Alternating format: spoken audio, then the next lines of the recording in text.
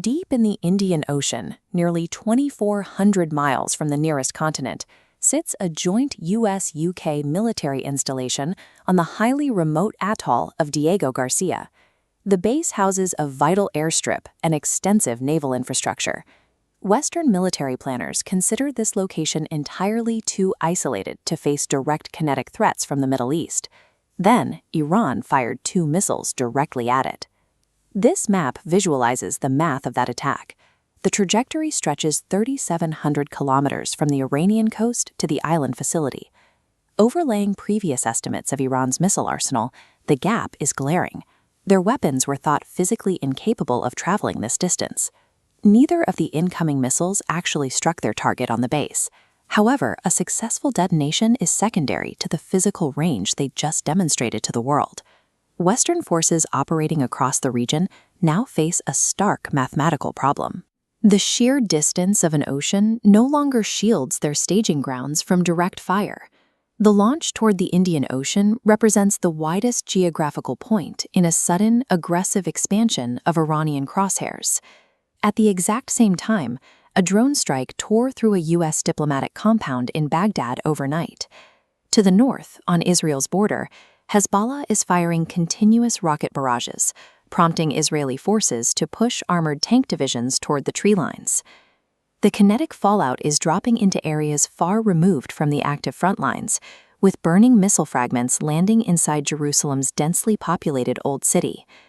A synchronized multi-front military expansion requires a unified response from Western allies. Right now, that alliance is delivering the exact opposite. The confusion starts with the core paradox coming out of Washington, where public statements are colliding directly with military movements. President Donald Trump has taken to social media to explicitly claim that the U.S. is getting very close to meeting its objectives and is actively considering winding down its military efforts in the Middle East.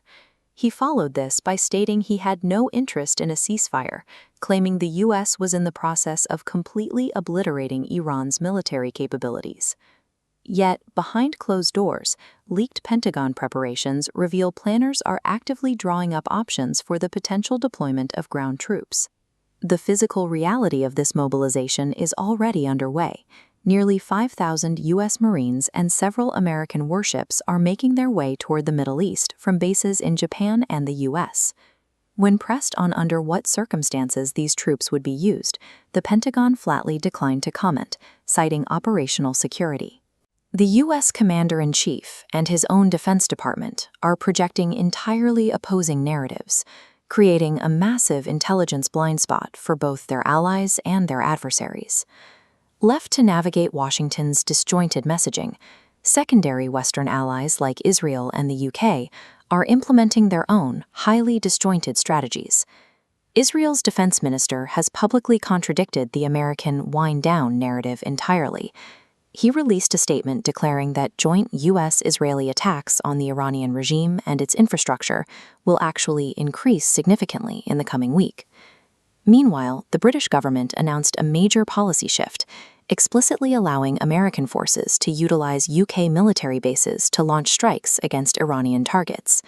These operations rely heavily on installations like RAF Fairford, a Royal Air Force station in England, to project power and protect commercial shipping routes moving through the Strait of Hormuz.